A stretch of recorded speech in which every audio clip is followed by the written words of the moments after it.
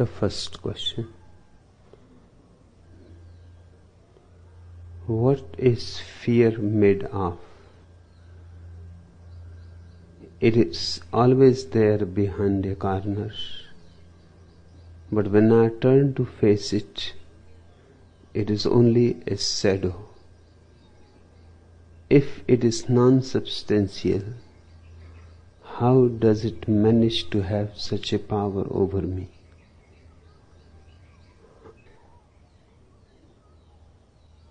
Fear is as non-substantial as your shadow. But it is. The shadow also exists. Non-substantial, negative, but not non-existential. And sometimes the shadow can have a great impact on you. In a jungle, when the night is approaching close, you can be frightened of your own shadow. On a lonely place, on a lonely path, you can start running because of your own shadow. Your running will be real. Your escaping will be real, but the cause will be non-substantial. You can run away from a rope thinking that it is a snake. If you come back and you see closely and you observe, you will laugh at the whole stupidity of it. But people are afraid to come to places where fear exists. People are more afraid of fear than of anything else. Because the very existence of fear shakes your foundations. The shaking of the foundations is very real, remember. The fear is like a dream, a nightmare.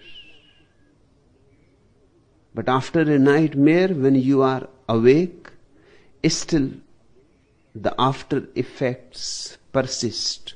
The hangover persists. Your breathing has changed. You are perspiring.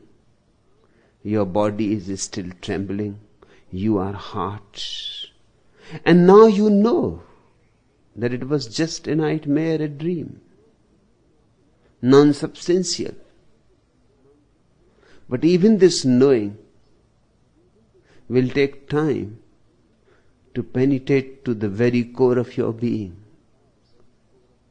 Meanwhile, the effect of the non-substantial dream will continue. Fear is a nightmare. You ask me, what is fear made of? Fear is made of ignorance of one's own self. There is only one fear. It manifests in many ways. 1,001 can be the manifestations. But basically fear is one. And that is that deep inside I may not be.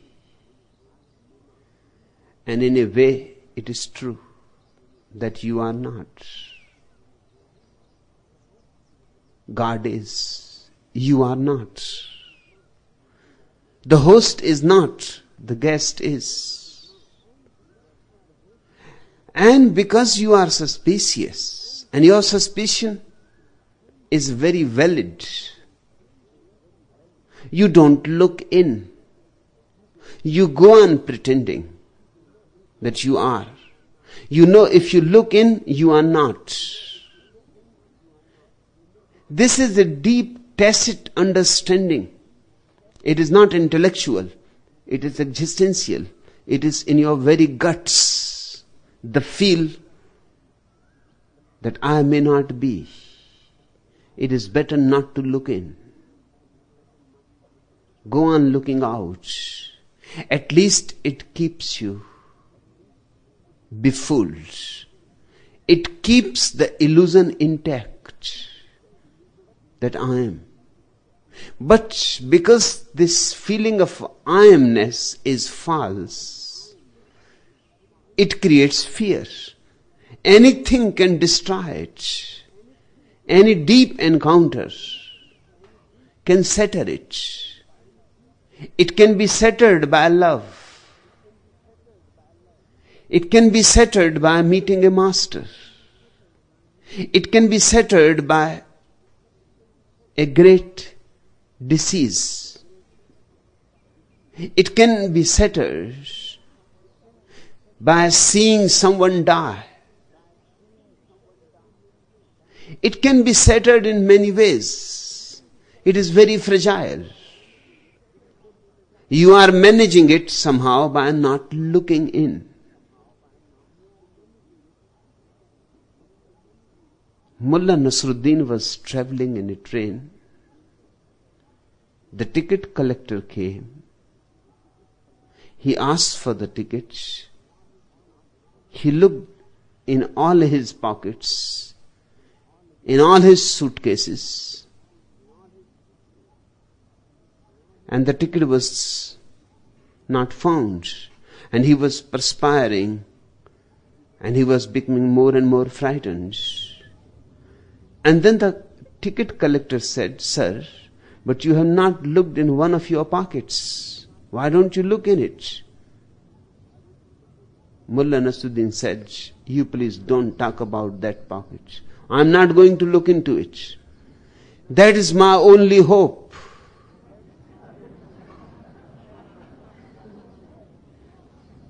If I look into that pocket and it is not found, then it is not. Then absolutely it is not. I cannot look in that pocket, mind you. I will look in everything. That pocket is my safety. I can still hope that it may be in that pocket.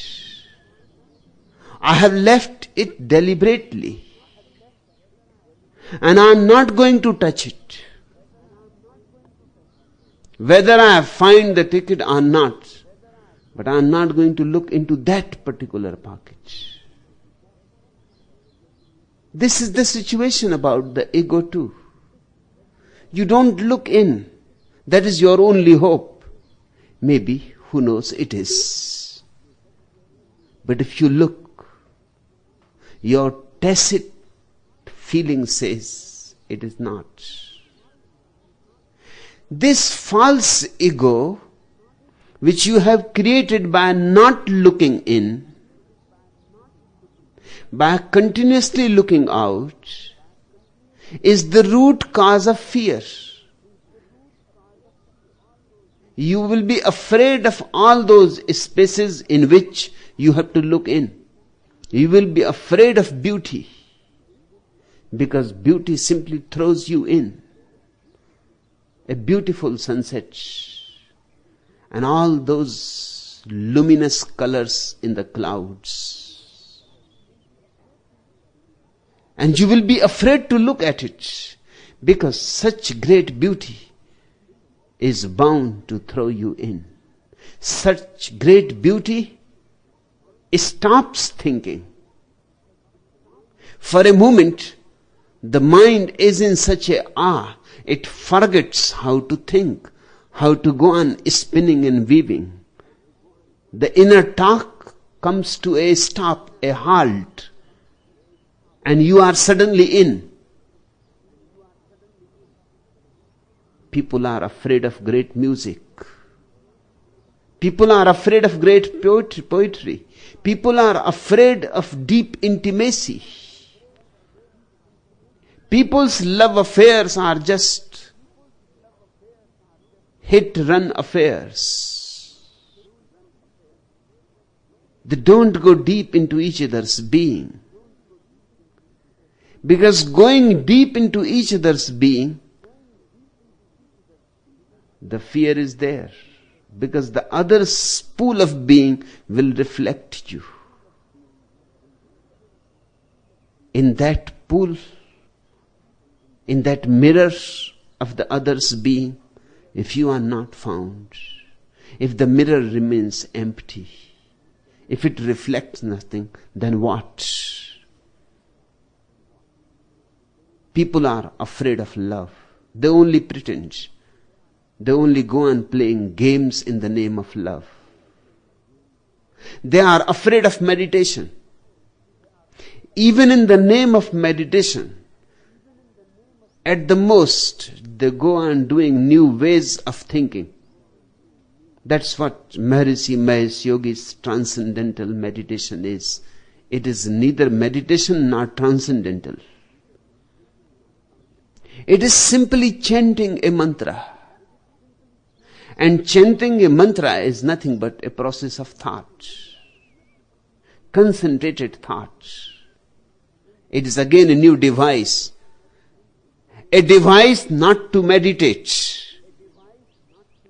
People are repeating Christian prayers, Mohammedan prayers, Hindu prayers, all ways to avoid meditation. These are not meditations, remember. Mind is so cunning that in the name of meditation it has created many pseudo-phenomenon. Meditation is when you are not doing anything at all. When the mind is not functioning at all. That non-functioning of the mind is meditation. No chanting, no mantra, no image, no concentration. Just one simply is. In that isness, the ego disappears. And with the ego, the shadow of the ego disappears. That shadow is fear. Fear is one of the most important problems. Each human being has to go through it and has to come to certain understanding about it. The ego gives you the fear that one day you may have to die. You go on deceiving yourself that death happens only to others. And in a way you are right. Some neighbor dies, some acquaintance dies, some friend dies, your wife dies, your mother dies. It always happens to somebody else, never to you. You can hide behind this fact. Maybe you are an exception. You are not going to die. The ego is trying to protect.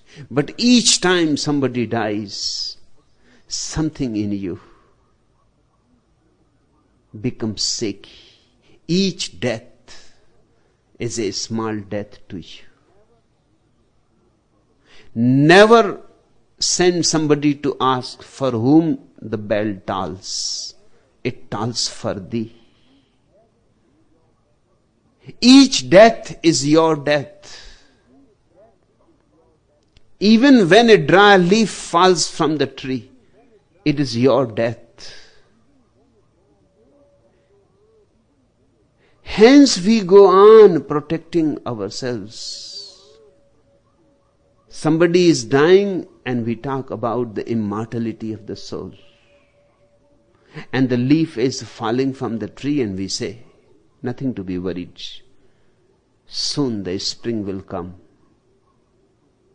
And the tree will have another foliage.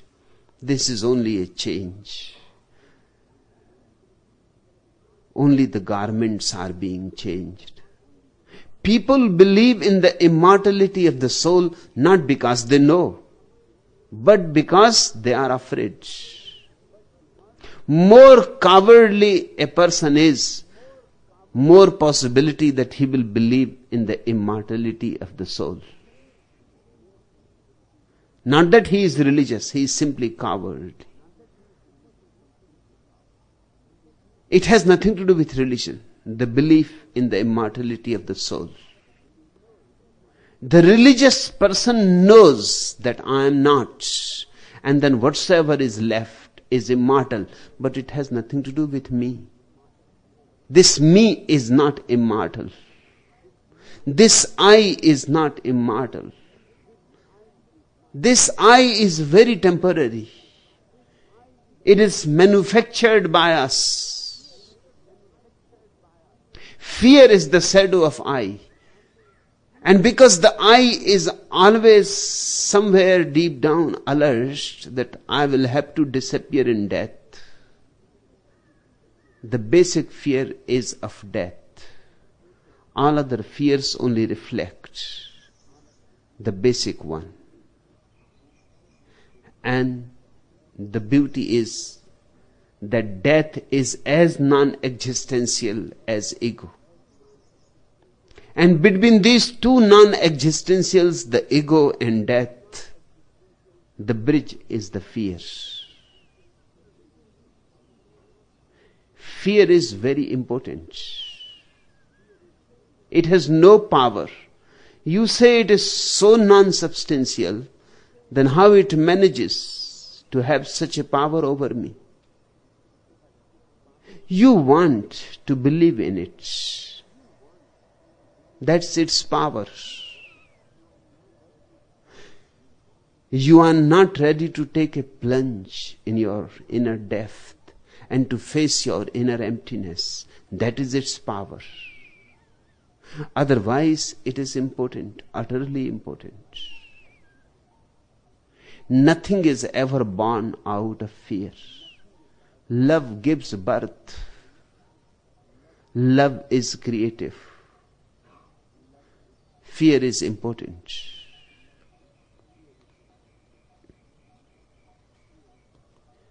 Mr. and Mrs. Smith were brought before the bar of justice. I would like to divorce this character, said the wife. I would like to get rid of this battle axe, screamed the husband. Judge, how many children do you have? Wife, 3 children. Judge, why don't you stay married 1 more year and have another child? Then you will have 4. You can each take 2 and you will both be satisfied. Husband, but supposing we have twins? Wife, look at my little twin maker. If I depended on him, I would not have these 3 either. Fear is utterly impotent. It has never created anything. It cannot create. It is not. But it can destroy your whole life. It can surround you like a dark, dark cloud. It can exploit all your energies. It will not allow you to move into any depth experience of beauty, poetry, love, joy, celebration, meditation. No, it will keep you just on the surface, because it can exist only on the surface. It is a ripple on the surface.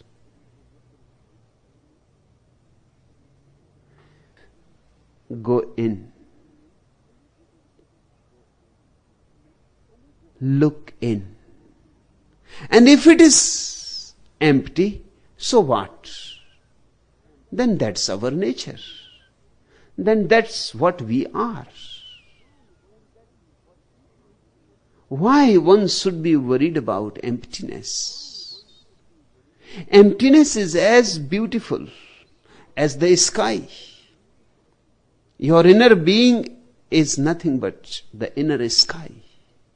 The sky is empty, but it is the empty sky that holds all, the whole existence, the sun, the moon, the stars, the earth, the planets. It is the empty sky that gives space to all that is. It is the empty sky that is the background of all that exists.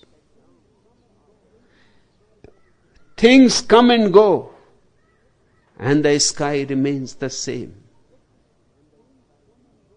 Exactly in the same way, you have an inner sky. It is also empty. Clouds come and go. Planets are born and disappear. Stars arise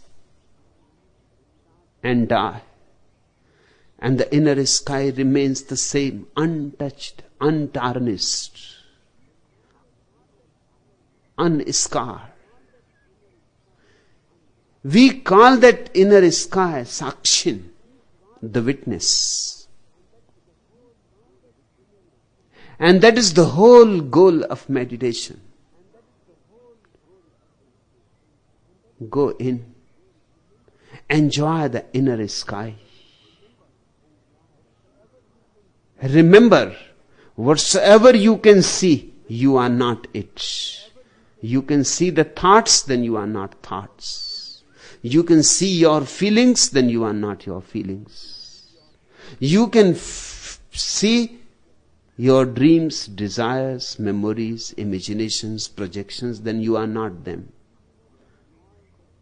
Go on eliminating all that you can see. Then one day, the tremendous moment arrives. The most significant moment of one's life, when there is nothing left to be rejected. All seen has disappeared and only the seer is there. That seer is the empty sky. To know it is to be fearless. And to know it is to be full of love. To know it is to be God, is to be immortal.